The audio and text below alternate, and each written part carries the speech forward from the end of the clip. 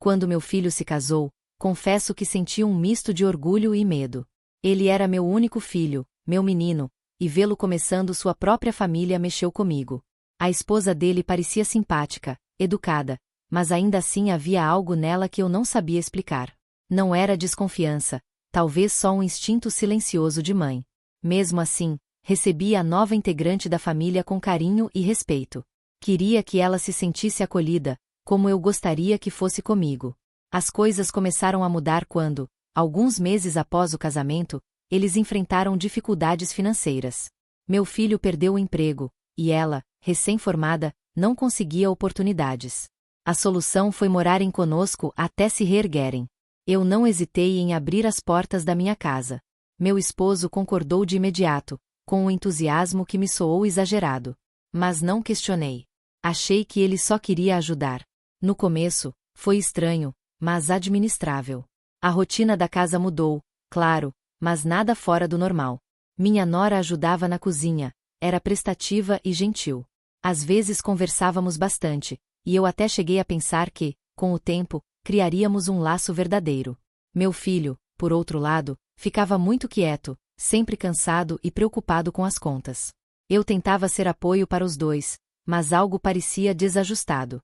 Foi então que comecei a notar uma certa liberdade excessiva entre ela e meu esposo. Pequenos comentários, risadas que não me incluíam, olhares rápidos entre eles. A princípio, pensei que era apenas minha imaginação, algo causado pelo estresse da nova dinâmica em casa.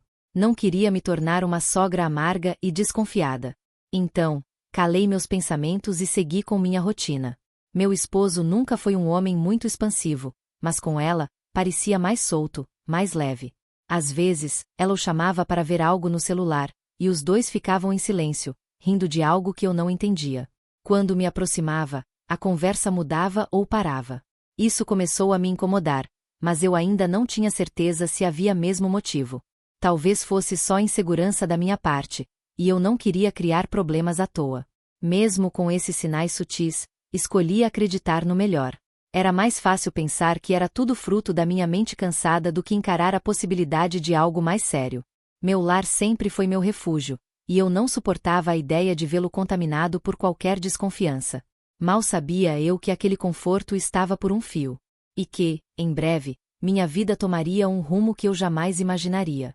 Os dias passaram e aquela sensação incômoda que eu tentei ignorar começou a crescer dentro de mim. Era como se algo estivesse fora do lugar, mesmo que tudo parecesse aparentemente normal. Comecei a reparar em detalhes que antes me escapavam.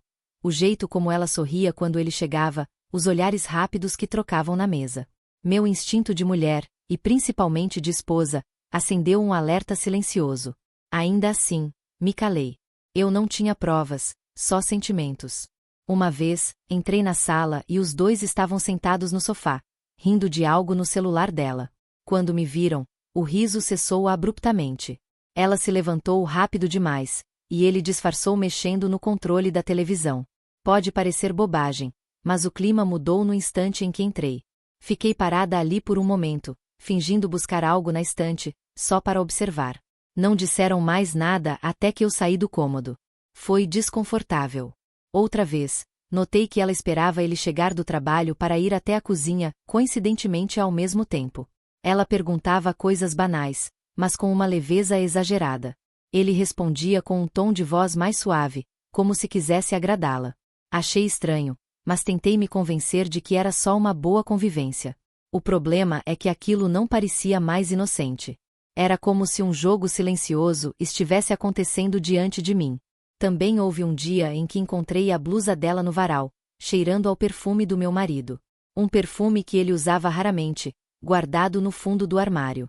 Perguntei discretamente se ela tinha usado, e ela disse que não fazia ideia. Depois sorriu, como se fosse engraçado. Meu coração apertou, mas novamente engoli seco. Eu não queria brigar. Queria entender. Mas a verdade é que eu já começava a duvidar de tudo ao meu redor. O comportamento do meu marido também mudou. Ele começou a passar mais tempo em casa, se arrumava melhor, e vivia mexendo no celular. Quando eu perguntava com quem falava tanto, dizia que era com um amigo do trabalho. Mas eu via que ele ficava nervoso. Às vezes, disfarçava, trocava de aba, desligava o celular rápido. Eu não sou burra. Apenas estava tentando não aceitar aquilo que o meu coração já sabia. A convivência, que no começo parecia suportável, foi ficando insuportável para mim. Eu me sentia uma estranha na própria casa. Comecei a dormir mal, a comer menos, a sorrir só por obrigação. Cada gesto, cada palavra entre os dois, parecia carregar uma segunda intenção. E mesmo sem querer acreditar, eu já sabia. Havia algo errado entre meu marido e minha nora. Eu só não sabia ainda o tamanho do que estava por vir. Com o passar dos dias, minha angústia se transformou em silêncio. Eu não conseguia mais conversar com ninguém dentro da minha própria casa. Meu filho estava sempre ocupado procurando emprego e não percebia o que se passava ao redor. Quando tentava puxar assunto com ele, ele só dizia que estava cansado, estressado, sem cabeça. Minha nora seguia sorridente, como se nada estivesse fora do lugar. E meu marido, cada vez mais distante de mim e mais próximo dela. Comecei a me sentir invisível. Quando entrava em um cômodo, a conversa acabava. Se perguntava algo, respondia-se com monossílabos. Parecia que eu incomodava por estar ali. Meu coração doía, mas eu disfarçava. Me agarrava às tarefas domésticas como forma de escapar dos pensamentos. Lavar roupa, varrer o chão, cozinhar, tudo isso se tornou um refúgio para não surtar. Mas até mesmo nessas pequenas rotinas, eu sentia os olhares deles me observando. Houve um momento em que pensei em falar com uma amiga, mas me senti envergonhada. Como contar que eu achava que meu marido estava envolvido com minha nora? Quem acreditaria? Ou pior, e se não fosse verdade? E se eu estivesse exagerando, vendo coisas onde não havia? Essa dúvida me corroía por dentro, como uma brasa queimando em silêncio. Eu não queria ser injusta, mas também não podia mais ignorar o que sentia. Certa noite, acordei de madrugada e percebi que meu marido não estava na cama. Fui procurá-lo pela casa e o encontrei na varanda, sozinho, no escuro, com o celular nas mãos. Quando me viu, se assustou, escondeu o aparelho e disse que não conseguia dormir. Aquela cena ficou gravada na minha mente. Ele nunca teve o hábito de fazer isso. Senti um arrepio percorrer minha espinha. Não dormi mais aquela noite. Fiquei encarando o teto, em silêncio. Meu filho, alheio a tudo, seguia acreditando na harmonia daquela casa. Eu não conseguia alertá-lo sem provas. E, para ser honesta, tinha medo de destruir o pouco que restava da nossa família. Mas, aos poucos, comecei a me afastar emocionalmente. Evitava conversas longas, respondia com frieza, não tinha mais vontade de rir. Eles perceberam. E, de alguma forma, pareciam se incomodar com a minha mudança de postura. O isolamento emocional se tornou tão profundo que, mesmo cercada de pessoas, eu me sentia sozinha. Minha casa já não era mais meu lar. Era um campo minado, onde qualquer passo em falso poderia revelar uma verdade que eu ainda não estava pronta para enfrentar. Mas o destino, impiedoso, não esperaria minha coragem. Em breve, ele colocaria diante de mim a prova que eu tanto temia encontrar. Era uma tarde comum, o sol entrava pela janela da cozinha enquanto eu terminava de secar a louça. Minha nora passou por mim, sorridente como sempre, e disse que iria tomar banho. Eu respondi com um aceno leve, tentando esconder minha apatia. Ela subiu com uma toalha, mas alguns minutos depois voltou dizendo que a tinha esquecido no quarto. Pediu, sem cerimônia, que eu levasse para ela, pois já estava de roupa de banho. Sem pensar muito, subi as escadas com a toalha nas mãos. Ao chegar perto do banheiro, percebi a porta fechada. Girei a maçaneta sem bater, como fazia normalmente, mas estava trancada. Estranhei. Bati 2 vezes e anunciei: estou com a toalha. O silêncio do outro lado foi imediato, como se alguém prendesse a respiração. Esperei alguns segundos e bati de novo. Foi então que ouvi um barulho abafado, como se alguém tivesse esbarrado em algo. Meu coração começou a acelerar, sem explicação lógica. Algo não estava certo ali. Coloquei a orelha perto da porta, sentindo o sangue pulsar no pescoço.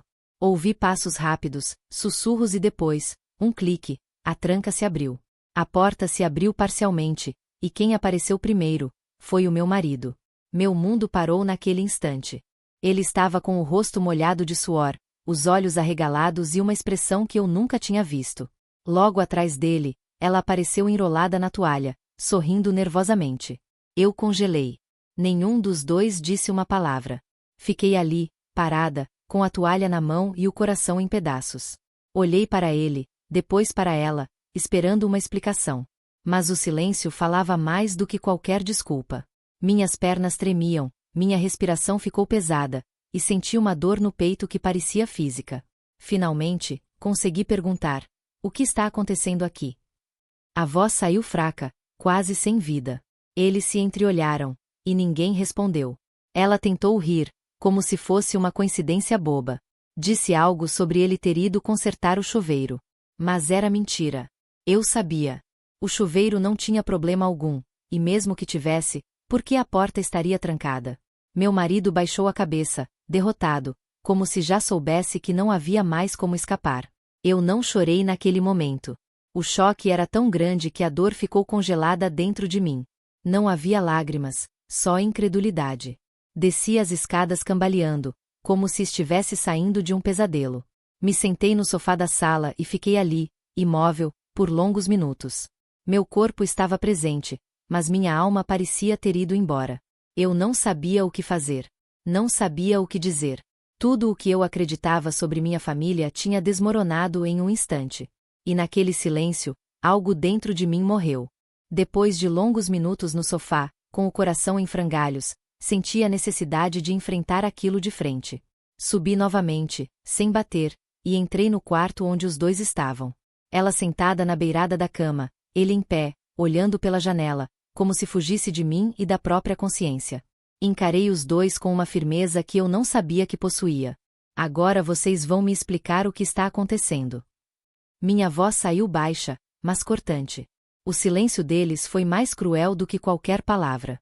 Ela tentou falar primeiro, com aquele tom doce e forçado que sempre usava. Disse que tudo foi um mal-entendido, que meu marido só estava ajudando com uma goteira no chuveiro. Meu olhar a cortou no meio da mentira. Ele então, finalmente, falou. Disse que as coisas entre nós estavam frias há tempos, que se sentia sozinho, desprezado. Cada palavra foi como uma facada. Era isso? A justificativa para trair sua esposa com a esposa do próprio filho? Gritei. Pela primeira vez em muito tempo, gritei tudo o que estava preso dentro de mim.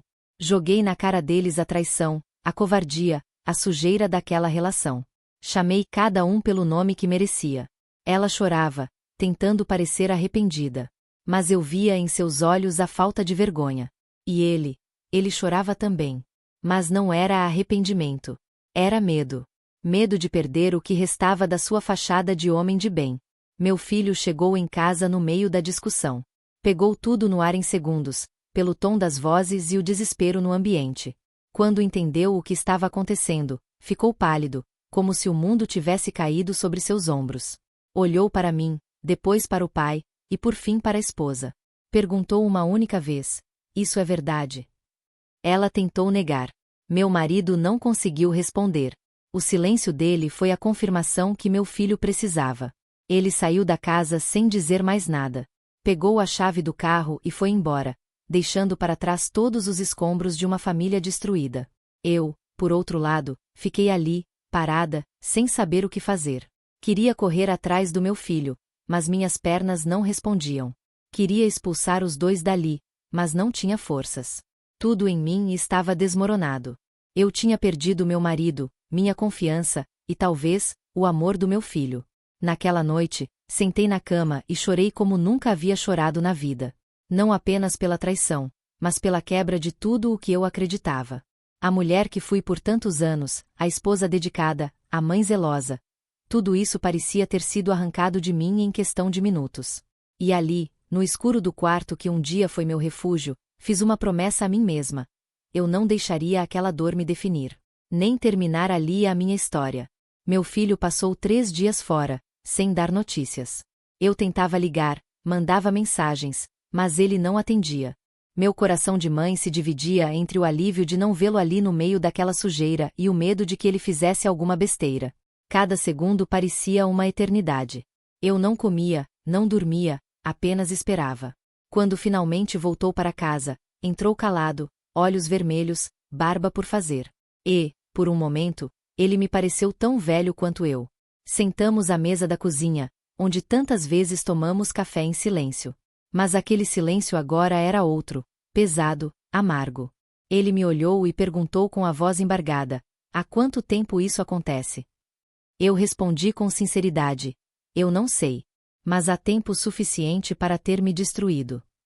Ele fechou os olhos com força, tentando segurar as lágrimas. A dor dele era minha também. E a culpa que eu carregava por não ter falado antes agora me sufocava. Ele disse que se sentia traído 2 vezes. Pela esposa, que prometeu fidelidade. E pelo pai, que deveria protegê-lo, e não competir com ele. Era como se tivesse perdido o chão, como se toda a sua história familiar tivesse sido uma mentira. Tentei consolá-lo, mas as palavras pareciam vazias. O que se diz a um filho que teve o coração partido por quem mais confiava? Eu o abracei, e apenas isso bastou. Choramos juntos, em silêncio. Nos dias seguintes, ele decidiu sair de casa definitivamente. Disse que não podia continuar ali, cercado de memórias podres. Eu entendi. Apoiei sua decisão, embora me partisse o coração vê-lo indo embora. Ele não falou com o pai, não olhou para a esposa. Apenas arrumou suas coisas e saiu. Levei suas malas até o portão e o abracei como se fosse a última vez. Ele sussurrou: me perdoa, mãe, por não ter percebido antes. E foi embora. A casa ficou vazia de verdade. Ela se trancou no quarto e ele passou a dormir no sofá. Não havia mais nada entre eles, além da vergonha. Eu, por minha vez, passava os dias em silêncio, limpando cantos que nem estavam sujos, só para ocupar a mente. Comecei a rever toda a minha vida, cada decisão, cada gesto. A traição não foi só de carne, foi de alma. E eu precisava, de algum jeito, me reconstruir para continuar. Meu filho, mesmo de longe, me ligava todos os dias. Disse que estava em um quarto alugado, tentando encontrar forças para recomeçar. Eu o escutava, dava conselhos, mas no fundo sabia que a dor dele era mais profunda do que qualquer palavra podia curar. E mesmo tentando ser forte por ele, eu também estava em pedaços. Aquela traição havia deixado marcas em todos nós. E agora, eu precisava decidir o que faria com as minhas. Nos primeiros dias após a partida do meu filho, eu me senti vazia. Era como se tivessem arrancado tudo de mim. Minha família, minha paz, minha identidade. A casa estava silenciosa, mas não era um silêncio tranquilo. Era o eco constante do que foi destruído. Meu marido ainda tentava conversar, explicar, pedir perdão. Mas eu não queria ouvir. Eu não conseguia olhar para ele sem lembrar da cena no banheiro. Cada palavra dele me feria mais do que ajudava. Ela, por outro lado, permaneceu distante. Evitava cruzar meu olhar, passava os dias trancada ou saía sem dizer para onde ia. Eu não me importava mais. Meu foco havia mudado. Pela primeira vez em muitos anos, comecei a pensar em mim. Passei a caminhar todas as manhãs, mesmo sem vontade. Só para respirar, sentir o vento, lembrar que eu ainda existia. A dor era grande, mas o silêncio também era espaço para reflexão. Comecei a escrever. Pegava um caderno antigo e colocava ali tudo o que sentia. Raiva, tristeza, decepção, medo, tudo ia para aquelas páginas. Era como se eu precisasse tirar de dentro o veneno que me envenenava aos poucos. Aos poucos, fui percebendo que eu ainda estava viva. Que apesar de tudo, eu ainda tinha valor. Comecei a me olhar no espelho de outro jeito. Não mais como a mulher traída, mas como a mulher que sobreviveu. Algumas amigas notaram minha ausência e começaram a me procurar. Relutei em responder no início, mas depois aceitei um convite para um café. Fui. Sentei com elas, contei parte do que estava vivendo, e vi nos olhos delas algo que eu não esperava: respeito. Não pena, mas admiração. Elas me ouviram com carinho, e me fizeram rir pela primeira vez em semanas. Ali, naquele café simples, eu percebi que não estava sozinha. Que minha história ainda podia ter novos capítulos. Voltei para casa naquele dia com uma sensação estranha, mas boa. Eu sabia que ainda havia muito a curar, muitas feridas abertas. Mas algo dentro de mim havia despertado. Comecei a mudar pequenos hábitos, redecorei o quarto, pintei uma parede da sala, troquei as cortinas. Queria que a casa tivesse a minha cara novamente, não as marcas de um passado que já não me servia. Cada detalhe novo era um passo rumo à liberdade. E foi nesse processo silencioso que eu percebi o que significava dignidade. Não era orgulho, nem vingança. Era a decisão de me escolher, de não aceitar migalhas, de não implorar por amor. Eu sabia que ainda sentia dor, que cicatrizes ficariam para sempre. Mas pela primeira vez em muito tempo, eu me sentia dona de mim. E isso, só isso, já era o começo da minha cura. Hoje, olhando para tudo o que vivi, posso dizer com firmeza: eu sobrevivi. Passei por uma das dores mais profundas que uma mulher pode enfrentar, a traição dupla, dentro da própria casa. Mas aprendi que dor não me define. O que me define é o que fiz com ela. E o que fiz foi me reconstruir, pedaço por pedaço, dia após dia. Não foi fácil. Mas cada lágrima me trouxe mais perto de quem eu realmente sou. Meu filho seguiu a vida dele. Demorou, mas voltou a sorrir. Voltamos a nos encontrar aos poucos, com mais cumplicidade do que antes. Hoje, ele sabe que pode contar comigo para tudo. E eu sei que fiz o possível para não deixar que a dor nos afastasse de vez. Ele não voltou a morar comigo, mas está presente. Telefonemas, almoços aos domingos, mensagens carinhosas. Nosso laço de mãe e filho não se quebrou, se fortaleceu. Quanto ao meu ex-marido, sim, agora é ex. Pouco tempo depois da traição, pedi que saísse de casa. Ele tentou insistir, se fez de vítima, chorou. Mas eu já não era a mesma mulher. Não havia mais espaço para desculpas. Ele saiu, e eu respirei pela primeira vez em muito tempo. Foi doloroso, claro. Uma vida inteira ao lado de alguém não se apaga assim. Mas também foi libertador. Eu escolhi a paz, e não o costume. Minha ex-nora desapareceu da nossa vida. Após a separação, não a vi mais. E, sinceramente, não senti falta. Ela fez a escolha dela. Que arque com as consequências. Não guardo ódio. Guardo o aprendizado. Aprendi que nem toda dor merece resposta, nem toda traição merece vingança. Às vezes, o melhor que podemos fazer é seguir em frente sem carregar o peso que não é nosso.